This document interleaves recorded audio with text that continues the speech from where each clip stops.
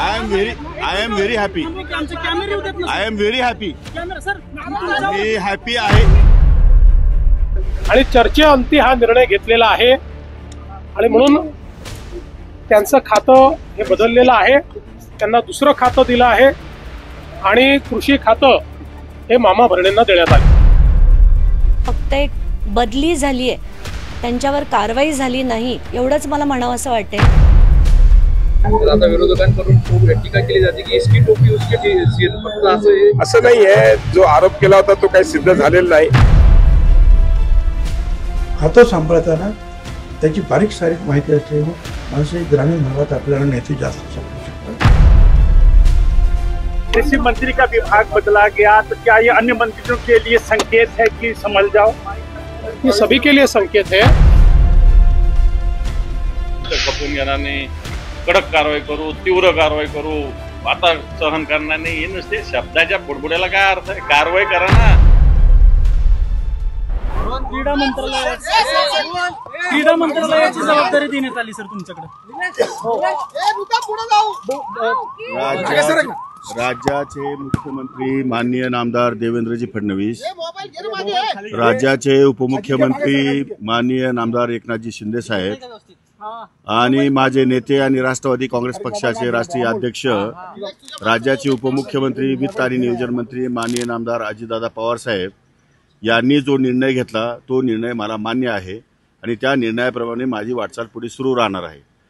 दुसऱ्या बाजूला दत्तात्रय भरणे हे शेतकरी पुत्र आहेत. अत्यंत मोठा शेतकरी आहे, जाणकार शेतकरी आहे. त्यांच्याकडे एक खातं सोपवल्यामुळे त्या खात्याला निश्चितपणे न्याय मिळेल आणि त्या खात्यामध्ये त्यांना गरज पडली, त्यांनी माझ्याकडनं काही मदत मागितली तर मी त्यांना 100% मदत करणार आहे. एवढंच नव्हे तर ते जे खातं माझ्याकडे देण्यात आलेलं आहे त्या खात्यामध्ये मला जर दत्ता मामा भरण्याची गरज पडली तर त्यांचा सुद्धा सल्ला या ठिकाणी मी घेईन आणि अतिशय उत्कृष्ट काम करण्याचा प्रयत्न करेन. नाराज तर नाहीत ना सर? नाराज नाहीत ना sir? I am very happy. I am very happy. Sir me happy आहे. तुम्ही 22 मिनिटं विधिमंडळात रम्मी खेळत होता असा आरोप होतो सर. 22 किती वेळा तुम्ही रम्मी खेळत मिळालेला आहे? असं आहे की जी काही घटना घडली त्या घटनेनंतर एक मोठा रोष होता.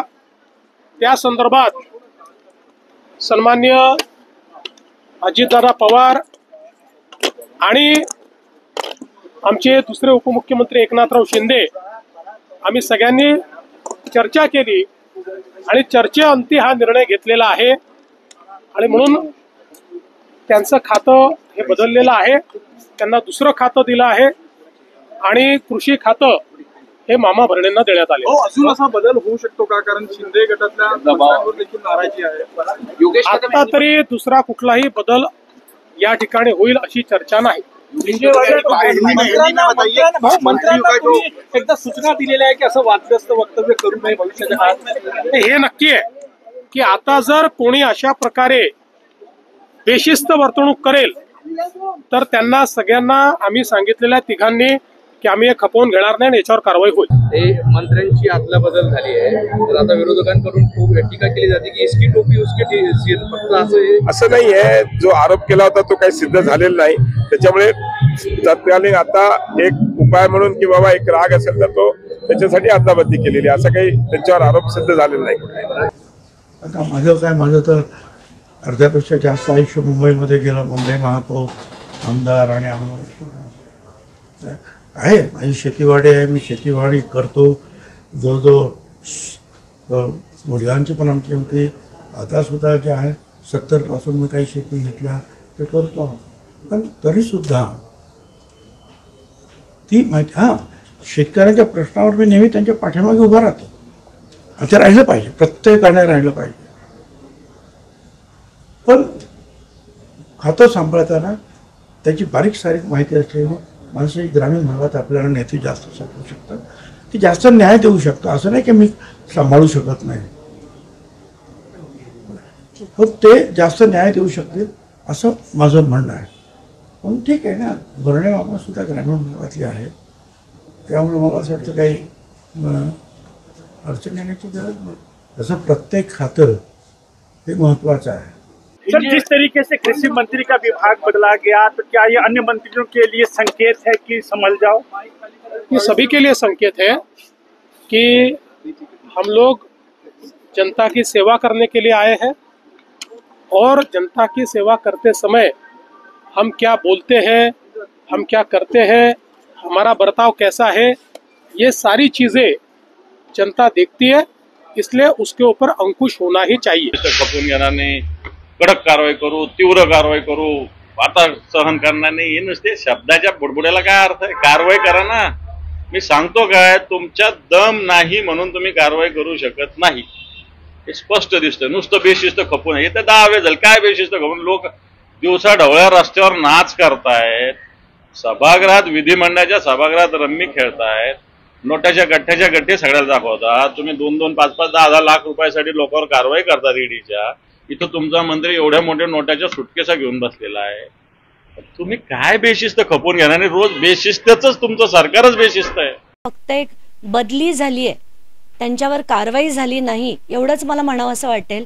कारण कोकाटेंबद्दल मी जेव्हा आता वाचलं, कालपासून मी विचार करते की यांची फक्त अशी कारवाई झालीच नाही आणि बदली केली गेली, ती का झालंय त्याचा मी जेव्हा आता अभ्यास केला तर दिसतंय की बाबा माणिकराव कोकाटे हे 1999 पासून राजकारणात आहेत आणि त्यांनी 8 पक्ष बदललेत.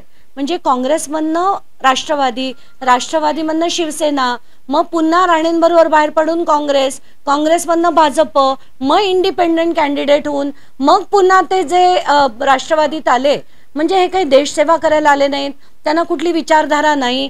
हा व्यक्ती फक्त पैसे खाण्यासाठी जर राजकारणात येणार असेल तर अशा व्यक्तीला ठेवणं किंवा न ठेवणं हे खरं तर याच्यावर निर्णय व्हायला पाहिजे होता, पण तसं झालेलं आपल्याला दिसत नाहीये.